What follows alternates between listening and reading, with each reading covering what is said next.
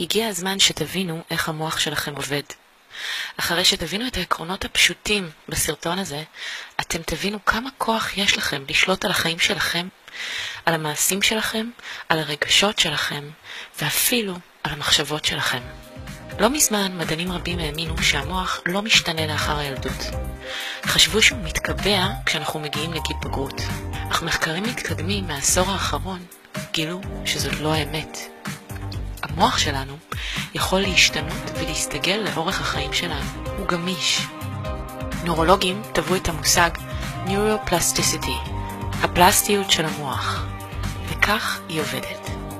אם תחשבו על המוח כרשת אנרגיה מחוברת ודינמית, ישנם מיליארד נתיבים או דרכים שמוארים בכל פעם שאתם חושבים, מרגישים או עושים משהו.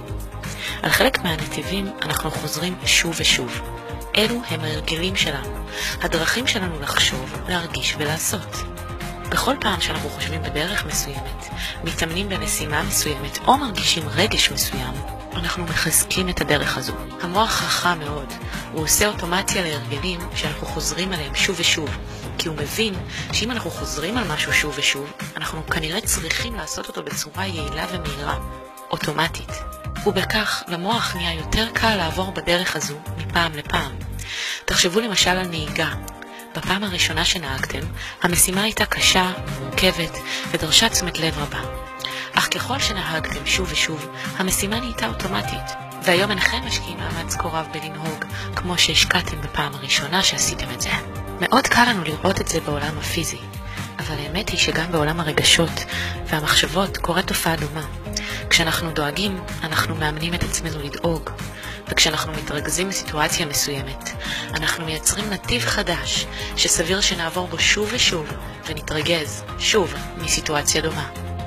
כשאנחנו חושבים על משהו בצורה אחרת, מתחילים משימה שהיא חדשה לנו, או בוחרים ברגש שונה, אנחנו מתחילים לחצוב דרך חדשה במוח.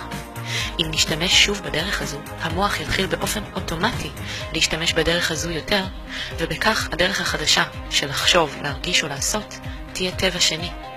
ככל שנשתמש בדרך הישנה פחות ופחות, היא תחלש. התהליך הזה של חיווט מחדש של המוח על ידי יצירת קשרים חדשים ופירוק קשרים ישנים הוא Neuroplasticity בפעולה.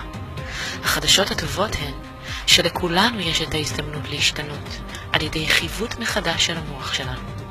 אם אי פעם שיניתם הרגל רע או חשבתם על משהו בצורה שונה, חצבתם דרך חדשה במוח שלכם וחוויתם את הפלסטיות של המוח יד ראשונה.